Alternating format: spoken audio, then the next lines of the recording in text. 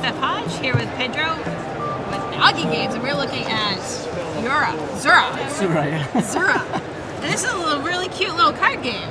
Yeah, it's a quick, fun card game. It's really just thought about making a really nice family game with beautiful artwork. I'm like super happy with the outcome of it's so cute. what the game looks like. A lot of people, when we were developing the cover, they asked us, why are they with the backseat? But I still went for it because I think it's just really the idea of inviting people to go into the anybody adventure. could be these people. Yeah, kids look at it and they can just project themselves into these characters. Oh, that's perfect. And just go with it. And really what the story is about is that actually it's these kids, they have to go out into the world and look for these mythical creatures to help restore a balance that is preventing their parents to return to the village. So, and that's what players will be doing. Right? Each player will have a hand of 5 cards to start with, but at the start of the turn, you will draw back to 6 cards, and you can choose to take one from the top discard pile, and then the rest from the draw deck. Or you can just draw from the draw deck if you don't like what's on top of the discard pile. Okay. So one of the neat things is that you see the draw deck is the same image as the box, and it's the travel-ready kids. So when you draw them, they're physically traveling into your hands, and then when you look at the card, they're in the middle of the journey, right? So how many different journey types are there? There's 3 different ones. Okay. So you can explore the caves where they very clumsily try to navigate the river and then realize there's a waterfall, so they just try to get the ship on shore. They can venture into the really cold mountains, or just try and find some of these mythical creatures in the deep forests of Zura.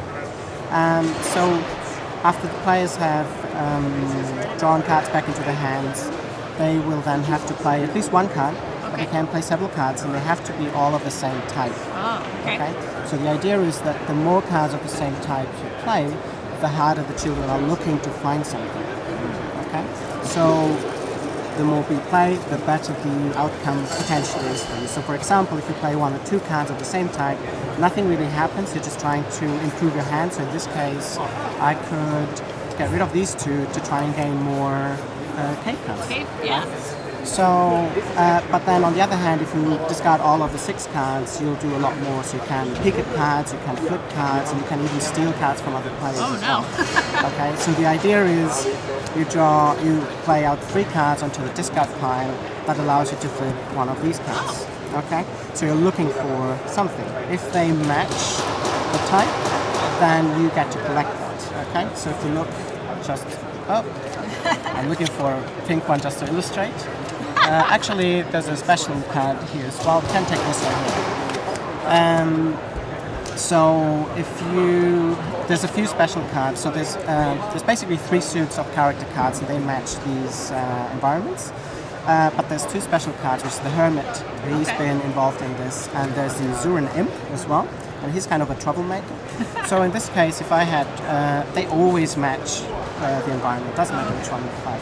So in this case, if I had revealed this, the Hermit, I would have collected it in front of me. It's worth 1 point, and its special ability is that it allows me to draw back up to 7 cards. 7 cards. It gives you 1 extra. Yeah, it improves considerably the chances of getting good cards. And that gets immediately replaced. There's on to the next player. And what if you revealed the blue one here? The blue one, then you're actually giving away information to other players of the whereabouts of this character. So if somebody has blue cards in their hand, they now can play actually few cards if they only have 3 cards, right? So the progression is 1, 2 cards don't really do anything. You're just trying to improve your hand. If you play out 3 cards, you reveal 1 card to all players. If you play 4 cards, you reveal 2 cards to all players. With 5 cards, you actually get to secretly look at a card and then flip any 2 of your choice. So if I had played one of these, I actually looked at this, would have been purple, so I was a match. And if you play out 6 cards, as I said before, you peek, you flip 2, and you steal 1 of the character cards in front of another player. But you don't know what I have, so you're just getting a random card? You mean...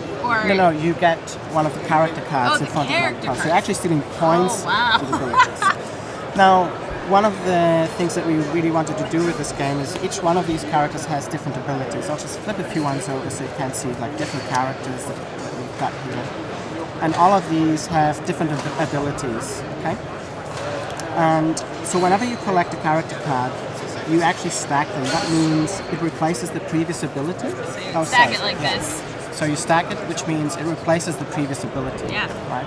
So we wanted to introduce for younger players the idea of variable powers, Okay. but without them all being displayed At the in same front time, of you. so you can just have focus on one. Yeah, and Oh, it also perfect. has that, you know, I really like this ability, you know, I felt this card, I'm going to have to figure out how to use this ability Don't get now. attached.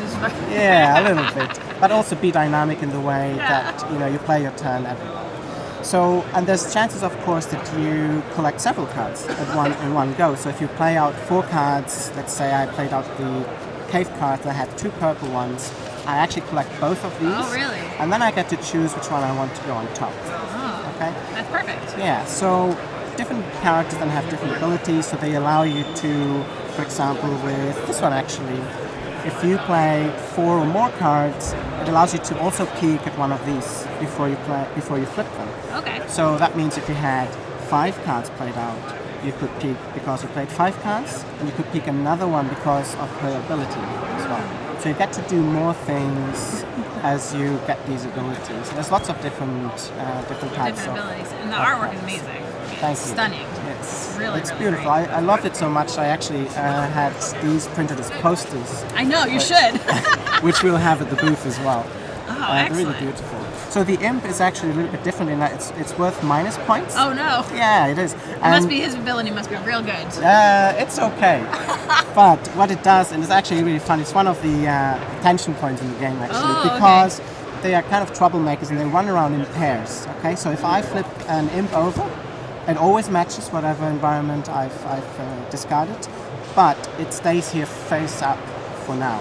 For now. Until anybody finds the second one. Oh. And then that player has to collect them both. That's minus 4 points. So as soon as one is revealed, everybody's really careful about how they are going they're to like, play the "Oh." cards. So they really want to play 5 cards so they can peek first, make sure. Or you can push your luck. Oh, you can push your luck. Yeah. That's me.